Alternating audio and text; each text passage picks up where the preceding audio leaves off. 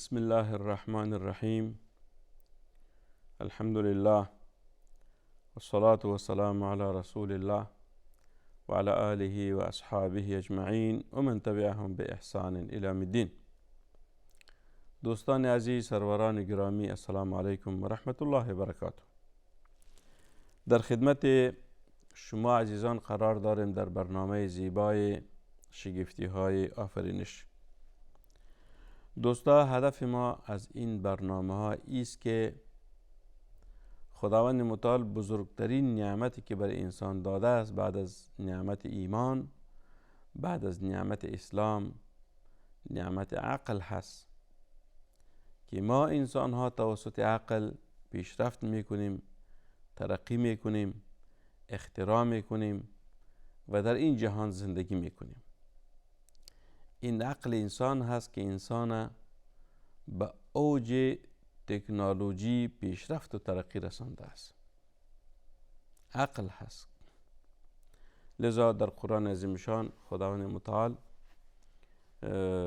دائم میفرماید، مثلا در سوره الرحمن خداوند متعال میفرماید: اعوذ بالله من الشیطان الرجیم الرحمن علم القرآن خلق الانسان علمه البیان. خلق الانسان علمه البیان. خداوند انسان آفرید و بر از او توانایی بیان داد، صحبت کردن داد. در سوره علق خداوند متعال میفرماید که اعوذ بالله من الشیطان الرجیم بسم الله الرحمن الرحیم اقرأ باسم ربک الذی خلق خلق الانسان من علق اقرأ وربک الاکرم الذی علم بالقلم علم الانسان ما لم یعلم. علم الانسان ما لم یعلم. ببینین دوستان، ما مسلمانان الحمدلله به ایمان داریم که عقل انسان توسط علم الهی پیشرفت و ترقی می کند. ای که انسان هر روز ترقی می کند، ای که انسان هر روز اختراع می کند، ای که انسان روزانه در بعد علمی نوآوری می کند، ای اساسش از کجا هست؟ از علم خداوند است. علم الانسان ما لم یعلم. ولو که امروز کفار به دین ما ایمان ندارن، به خداوند ایمان ندارن یا به وجود خداوند متعال عقیده ندارن، ولی باز هم خداوند متعال انسان میگوید که انسان تو نمیدانستی. علم الانسان ما لم یعلم. علم الانسان ما لم یعلم. اینجا علمه فعل است، فاعلش خداوند است. مفعول چیست؟ مفعول انسان میاد. علم الله الانسان. پس معلم انسان خداوند شد، خداوند متعال شد که انسان هیچ چیز نمیفهمید، خداوند برایش فهماند.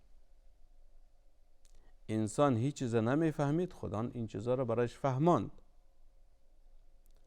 چرا این تکنولوژی که امروز پیش ما هست 100 سال قبل نبود؟ این علم خداوند است که برای این نسل، این قرن، این انسان هایی که در همین عصر زندگی میکند، خداوند متعال برشان این توانایی را داد که پیشرفت و ترقی بکنند. و برای انسان های گذشته یا امت های گذشته خدا این توانایی را برشان نداد. پس دوستان عزیز، بزرگترین نعمت عقل هست که حتی تمام تشریعات الهی منوط به عقل انسان هست. اگر انسان عقل نداشت و مکلف نیست. رسول صلی الله علیه و سلم می فرماید در حدیث مشهور: رفع القلم عن ثلاث عن النائم حتى يستيقظ وعن الصبي حتى يحتلم وعن المجنون حتى يفيق. 3 انسان ها مکلف نیستن، یعنی مرفوع القلم هستن. اولش کی بود؟ النائم حتى يستيقظ، و شخصی که خواب است مکلف نیست تا که بیدار شود. یعنی یک شخص خوابش خیلی سنگین هست، خیلی گران هست، سنگینی دارد در خواب، رسول صلی الله علیه و میفرماید که این مکلف نیست، شاید حتی نماز ازش قضا شود، وقتی که بیدار شد باید قضای نماز خدا بیاورد.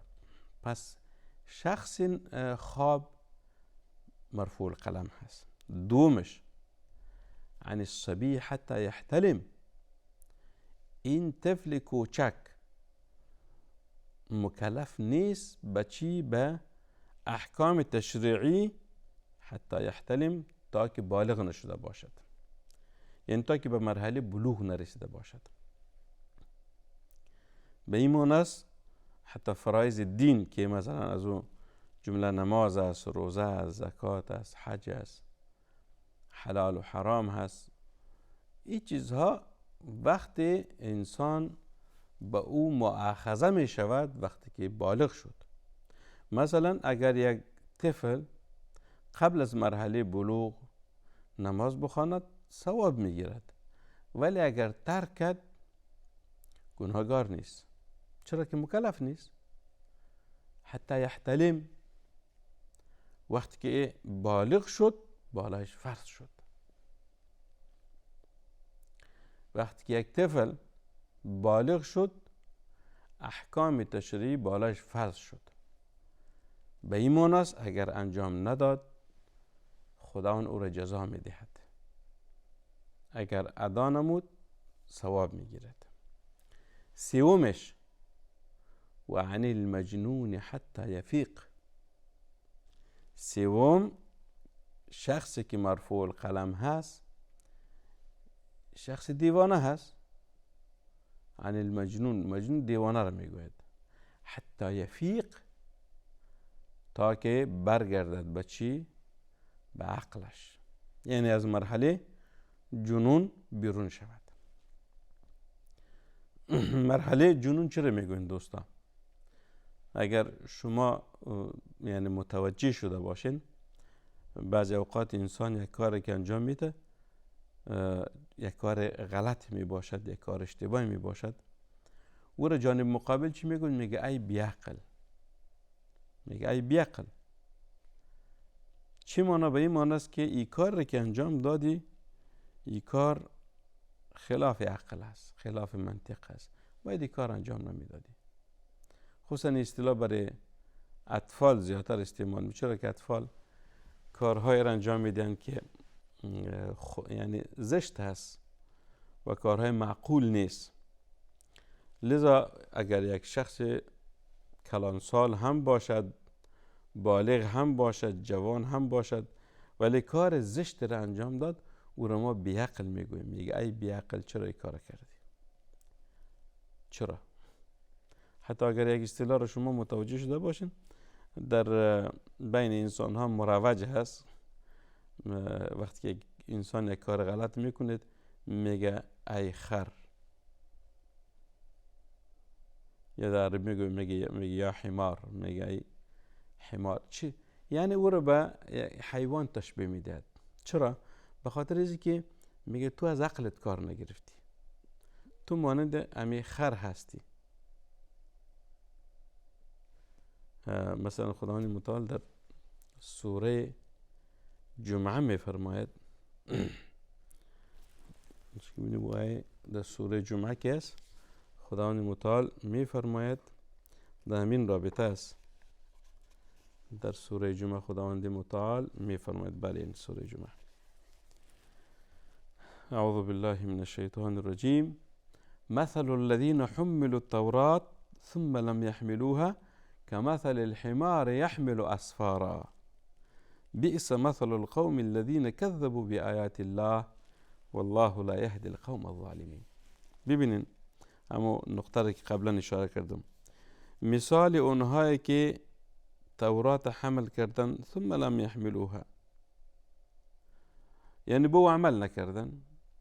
تورات خداوند برشان آورد، نازل فرمود، یعنی قوم موسی علیه السلام است، چرا که تورات بالای موسی علیه السلام نازل شد. ثم لم يحملوها، بعد از اونها بالای از این تورات عمل نکردن، که مثل الحمار، همانند الاغ هست، همانند خر هست، یحمل اسفارا، مثل که کتاب ها را بالای خود بار کرده. این چی معنی داره؟ ببینید اینجا یک مثال قرآنی هست.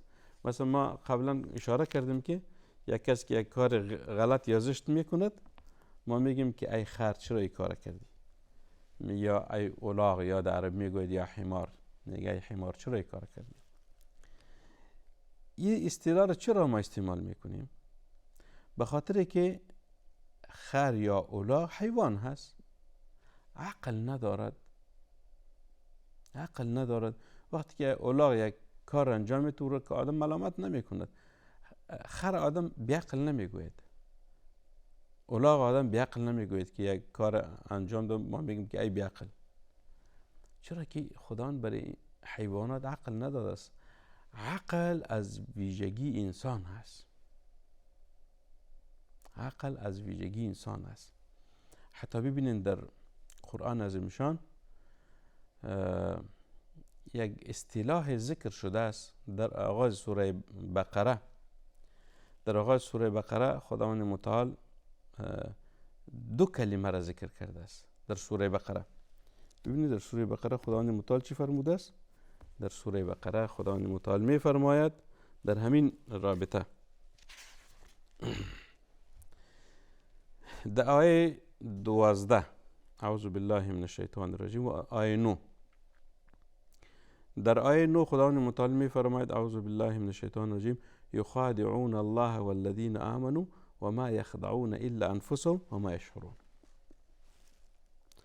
در آیه 12 خداوند متعال می فرماید اعوذ بالله من الشیطان الرجیم الا انهم هم المفسدون ولكن لا یشعرون. و در آیه 13 خداوند متعال می فرماید که الا انهم هم السفهاء ولكن لا یعلمون. سفهاء لا یعلمون. در اینجا چی معنی داره دوستا؟ لا یشعرون لا یعلمون. چی معنی داره؟ لا یشعرون لا یعلمون.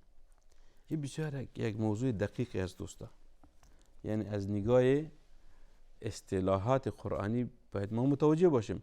چرا خداوند متعال در اونجا گفت که لا یشعرون و در آیت بعدی میگوید که لا یعلمون؟ در اینجا نقطه جالب است که علما میگوین که خداوند برای انسان عقل داده و علم داده. از ویژگی های انسان ها عقل و علم هست. دیگر زنده ها که از جمله زنده جان حیوانات است، پرنده ها هست، حشرات هست و از جمله حیوانات بحری هست، حیوانات بری هست، همچنان حشرات. اینمی تمام زنده جان هایی که ما میبینیم یا نمیبینیم، حتی میکروب یک چیز زنده هست، ویروس که ما میگوییم که در وجود انسان رخنه میکند و انسان بیمار میسازد. این زنده جان ها وقتی که زندگی میکنن یا حرکت میکنن یا سیستم زندگی خود درست میکنن یا خوب و بد مشناسن، این به اساس چیست؟ مثلا اگر یک پرنده رو ببینین در یک جایی که آتش افروخته شده باشد به سوی آتش نمی رود. این پرنده میفهمد و شعور دارد که این آتش سوزنده هست. اگر ما به طرف آتش برم مرا می سوزاند. همچنان حیوانات، همچنان حشرات، همش از آتش می ترسن. ولی اگر آب باشد همه حیوانات زنده جان ها طرف آب می روند. می فهمد که آب بر انسان ضرر ندارد بلکه آب می نوشند، ولی آتش نه می خورند و نه می نوشند. همه که از آتش فرار می کند. این حیوانات یا این پرنده ها یا این زنده جان ها به اساس چی میفهمد که آتش سوزنده است؟ این را علما میگن که این را شعور میگوین. خداوند به غیر انسان ها شعور داده است ولی برای انسان عقل داده است. پس عقل انسان بزرگترین نعمت است بعد از نعمت اسلام. عقل بزرگترین نعمت است بعد از ایمان و اسلام که خداوند بر انسان میدهد و انسان توسط عقلش خوب و بد را میشناسد. انسان توسط عقلش پیشرفت و ترقی میکند. انسان توسط عقلش انسان هست. لذا خداوند متعال میفرماید که و علم الانسان ما لم یعلم. خداوند ذات است که بر انسان آموزاند آن چیزهایی را که نمیفهمید. آموزاند آن چیزهایی را که انسان نمیفهمید. پس انسان خداوند متعال مکلف ساخت به اساس عقلش. اگر انسان عقلش را از دست میدهد او مکلف نیست. مثل کی؟ مثل شخص دیوانه‌واره. لذا در قرآن عظیم‌شان بارها ما آیت‌های را تلاوت میکنیم و یا میخوانیم و یا تفسیر میکنیم که خداوند متعال برای کفار، برای منافقین، برای مشرکین خطاب میکند این فی ذلک لآیات لقوم یعقلون. این فی ذلک لقسم لذی حجر. این فی ذلک لآیات لأولی الالباب. اولی الالباب لقسم لذی حجر افلا یعقلون افلا یبصرون افلا یشعرون افلا یعلمون. این کلش همه واژه های قرآنی است که خدا انسان میگوید، تنها مؤمنان را نمیگوید. ای انسان که تو انسان هستی، چرا شعور نداری؟ چرا نمیدانی؟ چرا از عقلت کار نمیگیری؟ این نعمت عقلی که خدا بر تو داده است چرا از او استفاده نمیکنی؟ از این نعمت بزرگ الهی چرا استفاده نمیکنی؟ پس اگر انسان از عقلش استفاده کرد بدون شک خالق خود را میشناسد. وقتی که خالقش شناخت به او ایمان می آورد. وقتی که به او ایمان آورد به طاعت و بندگی از ذات می پردازد. پس این چیز دوستا، این نعمت عقل است که خداوند متعال بر انسان ها داده است و بر انسان ها می دهد و توسط عقل انسان چی کرده است؟ خداوند متعال مکلف ساخته است. پس دوستان عزیز، این موضوع دیگری از شگفتی های آفرینش بود که خداوند متعال در این جهان این نوع عجایب و مخلوقات عجیب را آفریده است و از بزرگترین مخلوقات خداوند انسان است که انسان خالق خدا بشناسد، به طاعت و بندگی از مخالق بپردازد. و صلی الله و سلم و بارک علی سیدنا و نبینا محمد صلی الله علیه وسلم.